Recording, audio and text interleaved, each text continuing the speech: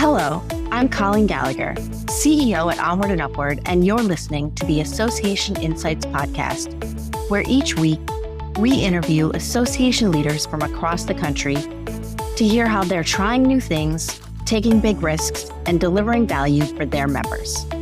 We'll explore the realities of what it means to work in and with associations and bring you the insights and inspiration you need to advance your career and make big changes at your association. Let's get started. Welcome back to the Association Insights podcast. I'm your host, Colleen Gallagher, and I'm really excited for today's conversation. For those in the marketing and communications world, you've probably already seen the recent drop of the American Marketing Association's Future Trends in Marketing report. If you haven't already seen it, then seriously, drop everything, go get it right now. We'll put the download link in our show notes. I see an awful lot of reports. I usually skim them. I read the executive summary, but this one was just so good. I read it from cover to cover. I never print things. I printed this out. I marked it up. It's just really, really, really good and interesting. And we are so super fortunate to have Jen O'Brien here today, the Director of Research and Innovation at the American Marketing Association, and also author of this report here. So Jen and her team at AMA are transforming an 80-year-old legacy brand into a modern digital platform. And she is super passionate about mixed methods research, design thinking, and strategic foresight, and also loves big ambiguous challenges and finding the signal in the noise. So I'm really, really excited to dive into this report with her today. Jen, thanks for joining me on the podcast. Thanks so much for having me. Awesome. Well, to start us off, I would love if you could share a bit about your role at AMA and really what prompted the development of this report. Sure, Colleen. So I'm the Director for Research and Innovation at the AMA, the American Marketing Association. And I've been here for over 7 years, and my role has changed a lot in that time. I'm definitely the person who likes to do whatever the new thing is. That's what I want to do. And so in 2022, we got a new CEO, Benny F. Johnson. You've had him on the podcast before. And he brought this big, bold vision for helping marketers navigate what's next. And he really wanted to focus on thought leadership and research grounded in futures thinking, or sometimes what's called foresight. And so at that time, 2022, right, we're still emerging from the pandemic. ChatGPT was just released, and there was a sense of being caught off guard as a profession of like, whoa, these huge, big changes. And that really pushed us to pursue foresight and original industry research for the first time.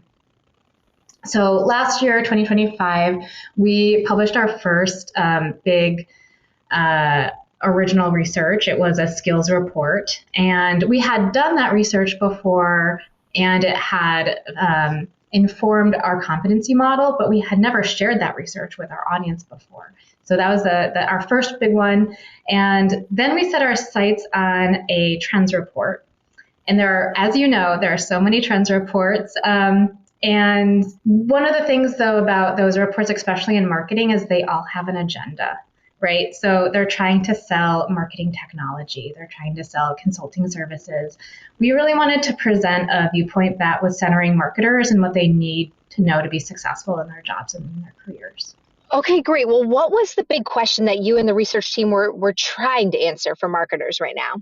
Yeah, so we're now 5 years into this AI revolution, and it's clear that AI is reshaping how consumers engage with brands and also how marketing work gets done.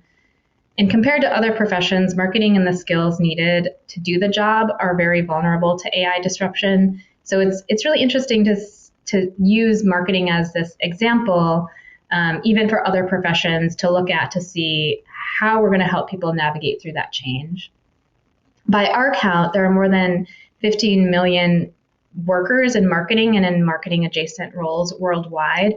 So this is like a big portion of our population that are moving on track towards this massive disruption. And I think people are scared about losing their jobs, losing their relevancy, and it doesn't help that it's been a really tough job market these last few years. People are feeling that. And there's no one looking out for workers, not businesses, not government. And it's on individuals to figure it out on their own and to shoulder the costs financially in terms of their time, of figuring out how to invest in their own skills and development. And so the question that we wanted to really start with was, what are the trends that will reshape marketing in the next 5 to 10 years? And what can marketers and teams do now to prepare? I love that perspective so much, and the way you took that on. And that's such a valuable role of associations too, who we're talking to, is to be able to give that non-biased presentation of, hey, we're not trying to sell you something. We're really just trying to help you understand how to be better at your role. And I feel like this report does such a great job of that. And I do love that longer term, that foresight-driven view that you talked about, rather than just that like quick hit list of like 10 top 10 things we'll be doing as marketers this year. Not that those are bad, but it's nice to see something more in depth and really thoughtful. So why was that part so important for you all? And how do you think marketers, especially in the association world, can think about using a report like this as they're planning? Yeah, thank you. Thank you for saying that. So I think in terms of the pace of change, it's really just so fast, right? So if we're looking, 1, 2, even 3 years out, it's really not enough for individuals and businesses and brands to really have adequate runway to make changes that are going to allow them to thrive, because things are changing so fast, right? So you will always be behind the curve. So that's why we wanted to shift to more of a 5 to 10 year timescale. So that's maybe one of the differences between our report and some of the other reports. And our report, I will say, is modeled after EDUCAUSE's Horizon reports. I'm not sure if you're familiar with those. You're nodding. EDUCAUSE is an association focused on technology in higher ed. And I used to work in higher ed, and every year I would look forward to these reports. And they would help us inform our learning agenda for staff and faculty that year. And so the AMA report, we really were trying to bring together insight, action items, case studies that association marketers can use to guide their work. And so that's what we have. That's what we're bringing for marketers. But I think kind of thinking about associations more broadly, I would encourage them to put out reports and research like this. Right, and especially in terms of times like these where there's unprecedented change. This is the scale of the internet revolution, the industrial revolution. I feel like it's imperative that professional associations of all kinds do this important work of anticipating what's next and what it means for the professionals that they serve. Yeah, it's interesting. We talk to associations all the time, and it always comes up of, we need to show our value to our members. And right there, that's it. I mean, give them that research, give them that help and that support in looking how they can improve their roles, how they can be forward thinking. And I love that you bring up the pace of change, because I do think in our world of marketing and comms, people can get almost discouraged because you feel like you finally caught up, and then boom, something new. And it does feel quicker than ever. I started my career in 2007, so social media was still new. Blogs were still like really big. And to think how different it is since then. And then the last 2 years, how different and how quickly it changed and things have changed. It can be scary sometimes and almost overwhelming. So I like that you took that perspective to it and had that way of thinking around things for sure. Yeah, I'm just thinking back to, the smartphone was released in the first iPhone in 2007. Facebook came out, maybe around 2005. And we're still seeing the repercussions of those changes, right? And so what we're starting to experience now with AI and this new technology that is available, that will have repercussions that it's going to take years and years and years to fully. Oh my gosh, yeah. Well, and one of your headline trends is the age of autonomous agents. So for association marketers who are maybe still getting comfortable with generative AI, what does this next shift actually mean in practical terms? Yeah, I would say for the age of autonomous agents, there are really two sides of that trend. There's the shift on the internet to consumers or members using AI as a shopping or research assistant. And then there's the shift within marketing teams from AI as just a tool to AI as a teammate. So on the customer behavior and internet side, associations really need to optimize for their target audience, finding them through AI chats and agents. And that means optimizing their content and offerings in ways that AI systems will be able to parse and prioritize when making recommendations. Okay. And on the agents within marketing teams side, that means really stepping back and rethinking workflows. So what can I automate with AI? Where does human craft and verification come in? How can we structure our teams differently? Those are kind of important pieces for marketing teams and associations to be thinking about. Yeah, those are really good questions to stop and ask. I think that helps frame it and set it up in a way that, it can be less daunting, and I can approach this step by step if I take my time to thoughtfully go through these different questions. So I really like that approach. One of the things I found most interesting, I'm all about understanding AI search these days, and the report talks a bit about discovery moving away from that traditional search toward scroll-based, AI-driven environments. What do you think these association marketing teams need to be thinking about when it comes to rethinking their content, rethinking their SEO, and just general visibility as search behavior continues to evolve? That's a great question. Traditional search is just not the primary path anymore to how people will find associations. Social media is increasingly a site of discovery, especially for younger generations, and associations should focus on content that's designed specifically for social, not just repurposing the other things that you have and dropping it on social. Right? We want content that's emotionally and contextually relevant, tied to what's actually happening in the lives of your audience and like what's happening at that cultural moment. That's what's really going to resonate with potential members. And of course, social listening is definitely should be part of that social media strategy. What are your members talking about? Who are the creators? What are the cultural moments that your brand needs to engage in? All important things to always be monitoring. I think you also want to thinking about how AI chats and AI agents are reshaping the internet and how people find things. You also want to be able to optimize for search and answer, not just search engine optimization, but answer engine optimization. How are you coming up in those chat results with things like ChatGPT, right? How can people discover you in those ways? And I think, one of the sectors where we're seeing this really changes, and I think a lot of people have experience with this, is I'm planning a vacation and I'm using ChatGPT, right? Imagine that, but like for so many other things. And that's totally changing. How are people finding, restaurants and museums? You and your association, you want to be the ones that are featured in those types of chats, right?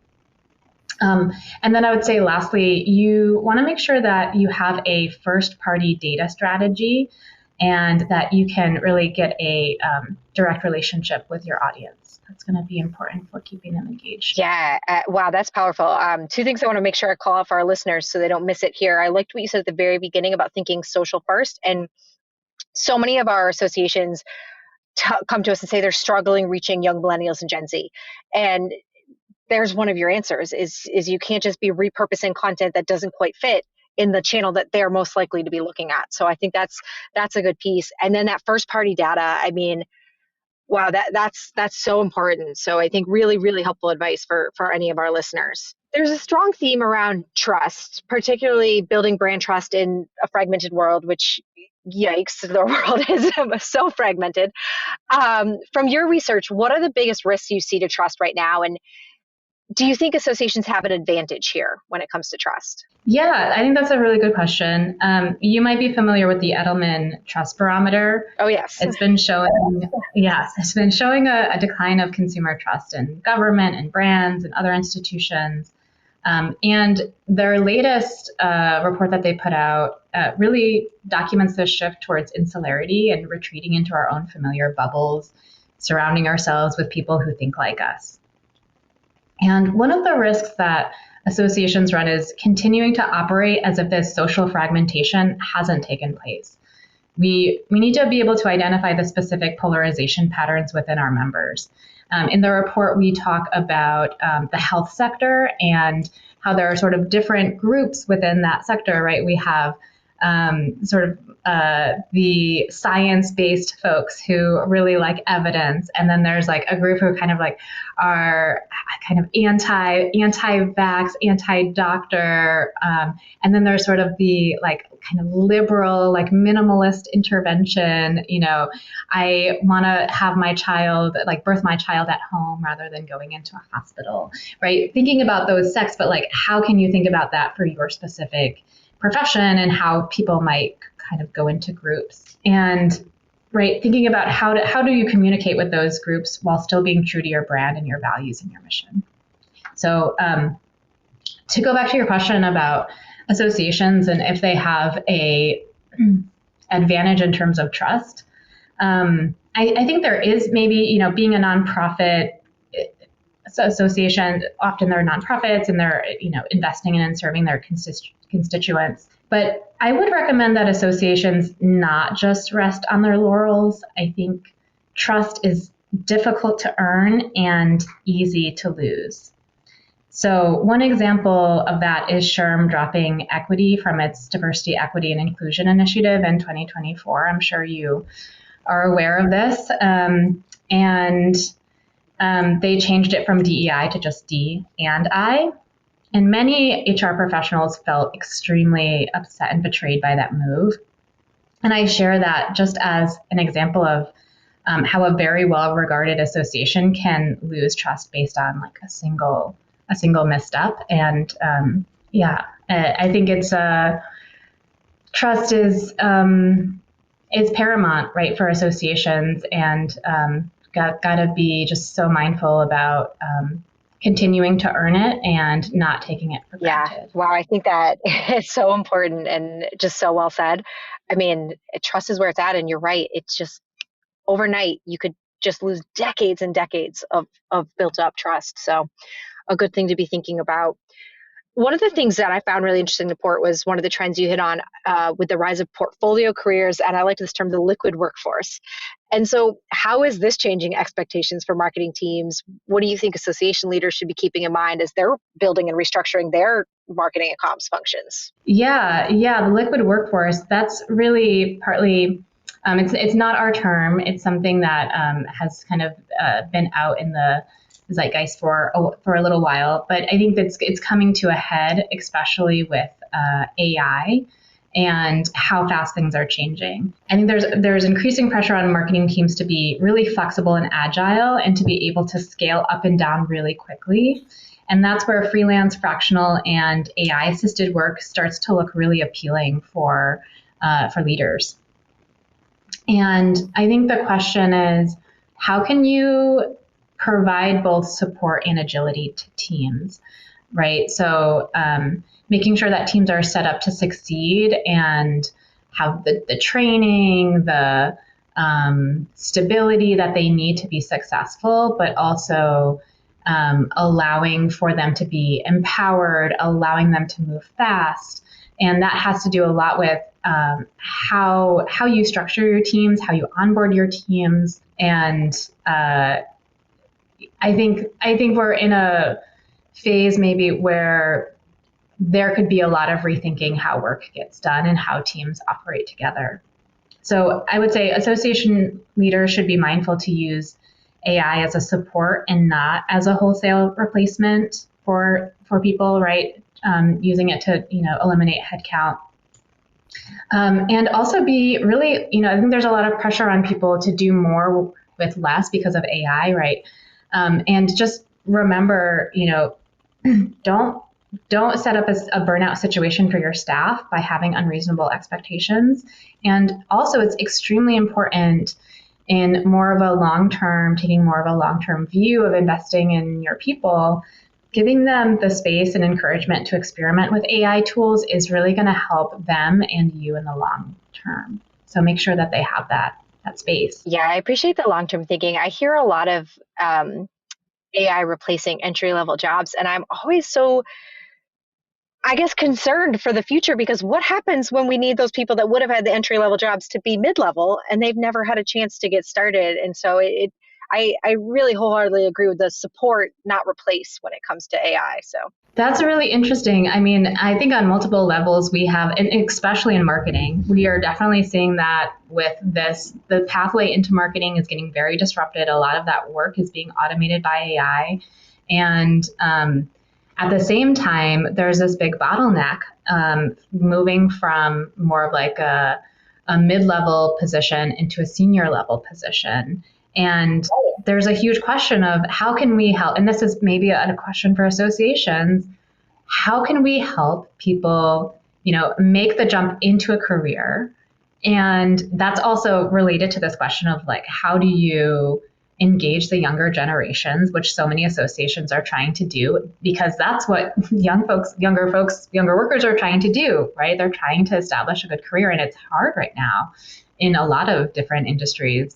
And then, once folks have been in the job for a while and they're looking to really make a move into leadership, what we're seeing is actually a lot of those folks aren't seeking leadership roles, and when they do, it's really hard to make that move. So how can you make sure that there is adequate talent and skills and a workforce ready to progress and move up? For sure. Shifting gears a little, sustainability shows up in the report not just as a values issue, but as an innovation imperative. And I really like that framing. We have a few clients who have been dealing with the fallout of the polarization of DEI and CSR and topics like that. And so I'd love your take on associations that are navigating politically sensitive or polarized environments. A lot of times they have members on both sides, so they have to be really careful how they navigate things. What guidance does this research offer on telling those stories credibly? Yeah, I think it's about doing what's authentic to your brand and to your mission and not flip-flopping too much. So for the American Marketing Association, when it comes to sustainability, that looks like promoting marketing for what we call marketing for good. So publishing research on sustainability in marketing in our academic journals, spotlighting the thought leaders and brands in this area that are doing really innovative work. That's how we're approaching it. And I would encourage associations to take a long view and to maintain their sustainability investments despite the political shifts that we're seeing under the current U.S. administration. And I think there's also a middle path that you want to walk here of, you want to avoid greenwashing, which is overstating or exaggerating your sustainability impact. People are really savvy and you make claims and people are going to want to see evidence of those claims. That goes back to our trust conversation. On the other side, right, a risk that we run is something called green hushing. And it's the idea that, rather than exaggerating, you're actually downplaying efforts and achievements. So the case study that we have in the report, it's, I think, a shoe that Nike made. Actually, I'm not sure if this made it into the report. But yeah, Nike, for example, made a shoe that was created with all these like recycled materials, and it was really a big like step in innovation for their products, and they really downplayed that when they released the shoe, I think due to some current political pressure. And yeah, I think that's just a missed opportunity for their brand. But yeah, it is a tricky question, and I would say, yeah, do what is authentic to your brand, and think about too who your constituents are, who are the various sects or groups that your association is engaging, and what's important to them. Yeah, I mean, it's always mission and members for associations. So I think that's a good way to still move forward, even though times are tough, is remember, stay true to that mission. So I like that advice a lot.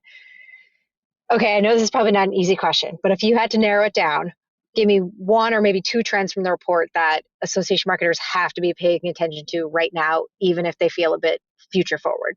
For me, it's agents and how discovery online is shifting away from traditional search. Those are the two first trends that we put in the report. And the internet is going to look incredibly different in the coming years. Like we talked a little bit before about, the iPhone and social media, and how we're still seeing those repercussions today, so many years later, like 20 years later.